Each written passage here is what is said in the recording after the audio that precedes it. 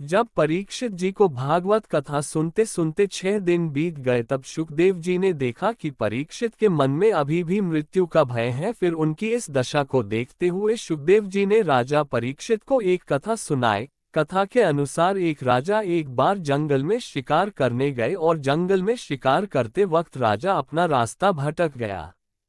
इधर उधर भटकने के बाद उसे एक छोटी सी झोपड़ी नजर आई। जब राजा उसके अंदर गया तो उसने देखा वहां पर एक बहेलिया रहता है जो कि लंबे समय से बीमार चल रहा था। जब राजा झोपड़ी में गया तो उसने देखा कि उस बीमार बहेलिया ने उसी झोपड़ी में एक तरफ शौच करने का स्थान बना रखा था तो खाने पीने के लिए जानवरों का मांस छत से टांग रखा था। उस छोटी सी झोपड़ी में ये सब चीजों की वजह से वह झोपड़ी दुर्गंध से भरी हुई थी।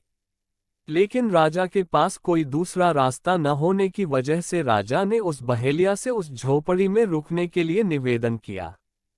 इस बात पर बहेलिया बोला कि मैं हमेशा से भटके हुए राहगीरों को अपनी इस झोपड़ी में पनाह देता हूँ, लेकिन जब दूसरे दिन की सुबह होती है तो कोई यहाँ से जाना नहीं चाहता और यहीं रुकने की जिद करने लगता है।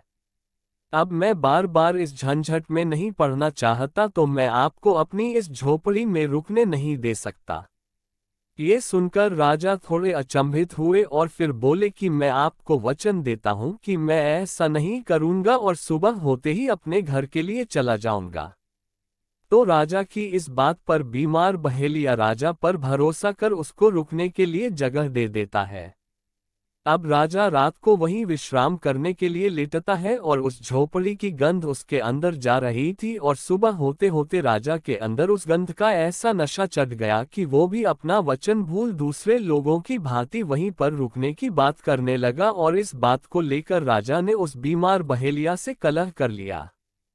फिर शुकदेव राजा परीक्षित से पूछते हैं कि क्या उस राजा ने ये सही किया, तो शुकदेव के इस प्रश्न का जवाब देते हुए राजा परीक्षित ने कहा कि नहीं, उसने बिल्कुल गलत किया और वो मूर्ख राजा था जो अपना इतना अच्छा राजपाट छोड़कर और अपना वचन तोड़कर उस गंदी झोपड़ी में रहना चाहता था।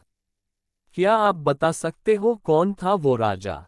तब शुकदेव जी ने कहा कि वह राजा कोई और नहीं, स्वयं तुम ही हो राजन, जो कि इस मलमूत्र से भरे झोपड़ी यानी इस शरीर में रहना चाहते हो, जबकि तुम्हारी आत्मा का इस शरीर में रहने का समय समाप्त हो गया है। तब भी तुम उसके ही शोक में पड़े हुए हो। और फिर शुकदेव जी पूछते हैं कि क्या अब भी मरने का शोक करना सही है? उसके बाद राजा परीक्षित ने अपने मन से मौत का डर निकलने का फैसला किया और अपने अंतिम समय तक पूरे भक्ति भाव से कथा श्रवण की।